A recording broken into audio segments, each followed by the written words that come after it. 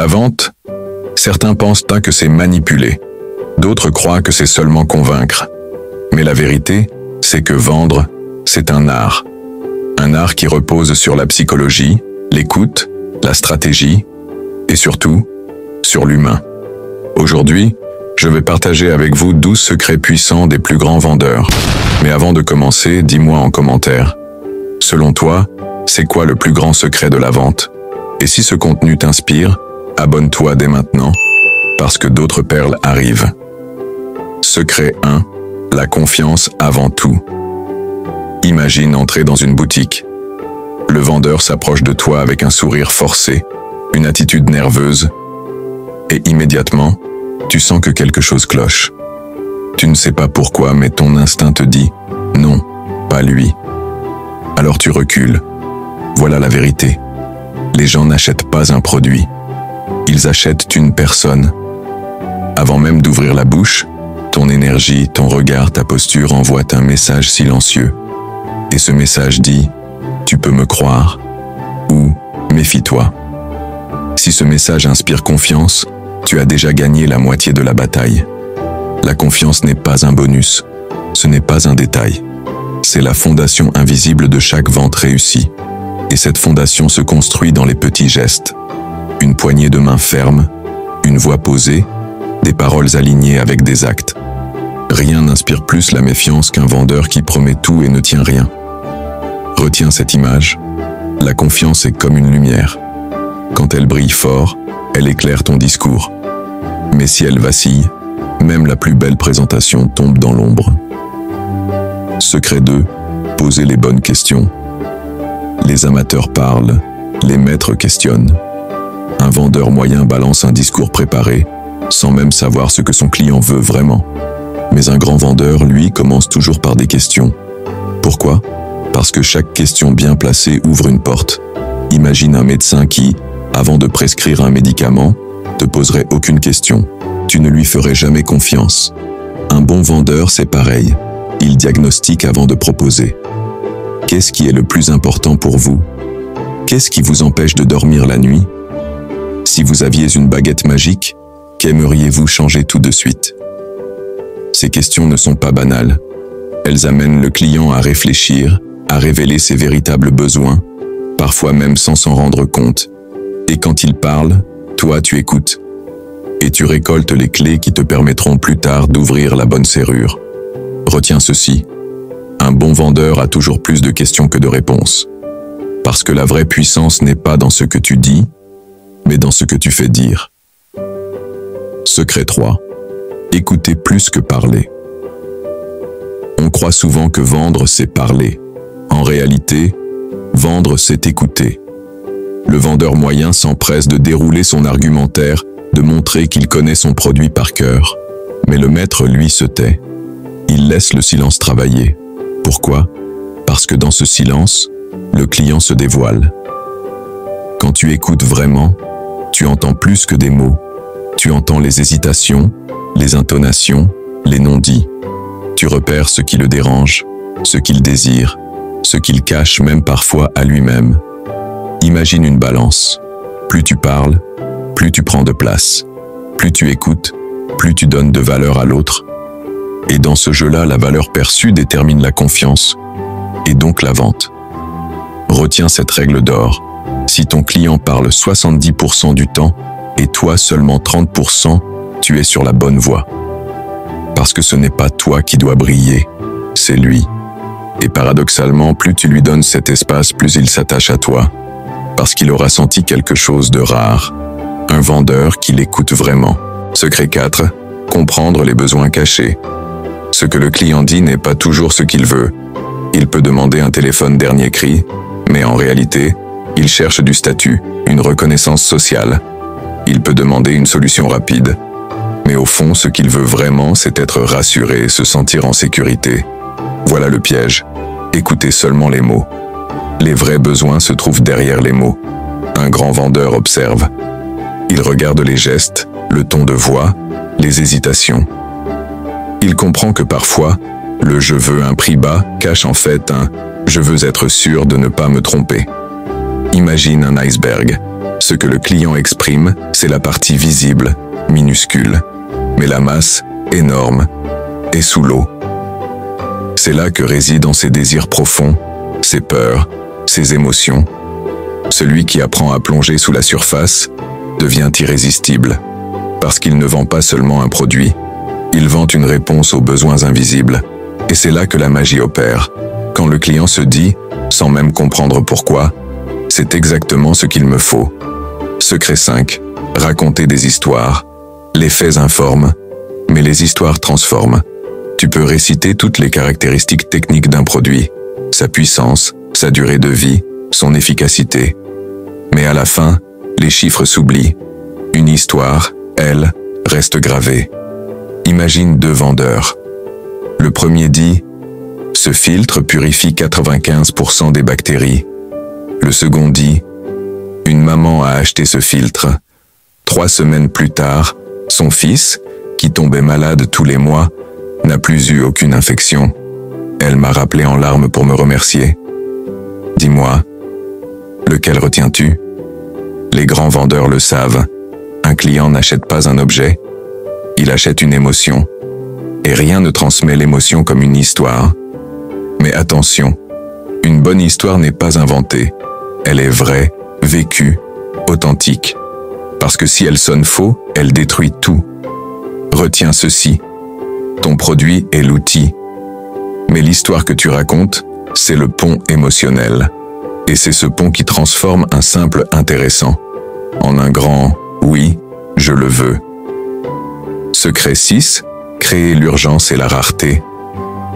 Pourquoi tant de gens repoussent leurs décisions ? Parce qu'ils pensent qu'ils ont le temps. Je verrai demain. Je réfléchirai plus tard. Résultat, rien ne se passe. Les grands vendeurs savent que l'action naît quand il y a une raison d'agir. Maintenant.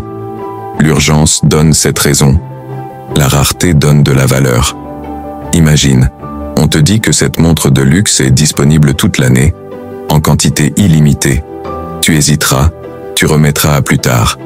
Mais si on te dit qu'il n'en reste que 3, et que demain, elles seront parties, là ton esprit change. Le cœur bat plus vite. La peur de manquer s'installe.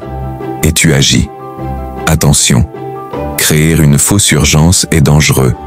Parce que si le client découvre le mensonge, tu perds sa confiance pour toujours. Mais une vraie rareté, une vraie limite dans le temps, devient un déclencheur irrésistible. Retiens ceci, sans urgence, l'homme procrastine. Avec urgence, il décide. Si ce que je partage t'aide déjà à voir la vente différemment, pense à liker cette vidéo, ça aide énormément la chaîne à toucher plus de monde. Merci. Secret 7. La psychologie du oui. Le mot le plus puissant dans la vente, c'est un petit mot de 3 lettres, oui. Mais pour y arriver, il ne suffit pas de foncer droit sur la conclusion. Un grand vendeur prépare le terrain et accumule de petits oui avant le grand. Imagine que tu veux gravir une montagne. Tu ne sautes pas directement au sommet, tu avances pas à pas. Dans la vente, c'est pareil. Commence par des questions simples, évidentes, auxquelles le client ne peut qu'acquiescer. Vous voulez la meilleure solution, n'est-ce pas ? Vous cherchez à gagner du temps ? Vous voulez éviter de gaspiller votre argent ? À chaque « oui », le cerveau du client s'entraîne, il entre dans une dynamique d'accord. Alors quand vient le moment décisif, son esprit est déjà conditionné à dire « oui ». Retiens cette règle d'or. Le grand « oui » à la fin n'est que le résultat d'une série de petits « oui » au début. Parce qu'en vérité, on n'impose pas une décision, on conduit doucement vers elle. Secret 8. Transformer les objections en opportunités. Beaucoup de vendeurs redoutent les objections. Quand un client dit « c'est trop cher »,« je ne suis pas sûr » ou « je vais réfléchir », le vendeur moyen panique ou abandonne. Mais les grands vendeurs le savent, une objection n'est pas un mur, c'est une porte déguisée. Pourquoi ? Parce qu'une objection signifie que le client est intéressé. Il réfléchit, il compare, il hésite, mais il est déjà dans le processus. Le vrai danger, ce n'est pas une objection, c'est l'indifférence. Alors, au lieu de fuir, accueille-la. Écoute calmement, puis transforme-la. C'est trop cher? Montre que ce n'est pas une dépense mais un investissement. Je vais réfléchir? Aide-le à voir qu'attendre, c'est perdre du temps, de l'argent ou une opportunité. Retiens ceci, une objection, c'est une preuve de vie. Et chaque fois que tu l'ouvres avec intelligence, tu renforces la confiance et tu rapproches la décision. Les grands vendeurs n'évitent pas les objections. Ils les transforment en carburant. Secret 9. Vendre la valeur, pas le prix. Quand un client dit « c'est trop cher », ce qu'il veut dire, c'est « je ne vois pas encore la valeur ». Parce que le prix, ce n'est jamais le vrai problème. Regarde, certaines personnes dépensent sans hésiter des milliers d'euros pour un smartphone, mais trouvent un autre produit trop cher à 200 €. Pourquoi? Parce qu'elles perçoivent la valeur différemment. Le grand vendeur ne parle pas de prix, il parle de valeur. Il montre ce que le produit apporte. Du temps gagné, du stress en moins, plus de confort, plus de résultats. Imagine que tu proposes une formation. Si tu dis simplement « elle coûte 500 €, le client compare avec d'autres. Mais si tu dis « elle va vous faire économiser des années d'erreurs et potentiellement vous rapporter 10 fois plus que son prix », alors 500 € devient une évidence. Retiens ceci. Quand la valeur est claire, le prix disparaît. Parce que le client ne dépense pas, il investit. Secret 10. La persévérance intelligente. La plupart des ventes ne se concluent pas au premier contact. Le client dit « je vais réfléchir ». Le vendeur moyen baisse les bras et passe à autre chose. Mais le grand vendeur, lui, sait que non ne signifie pas jamais. Souvent, cela veut simplement dire « pas encore ». La différence, c'est la persévérance. Mais attention, persévérer ne veut pas dire harceler. Persévérer, c'est rester présent avec intelligence. C'est relancer au bon moment, avec tact, avec une nouvelle valeur à apporter.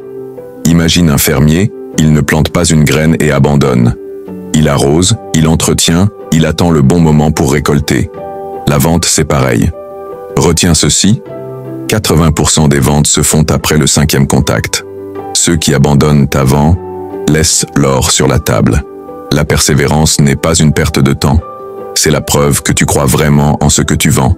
Et cette conviction, ton client la ressent. Secret 11.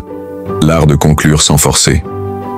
Beaucoup de vendeurs gâchent tout au moment décisif.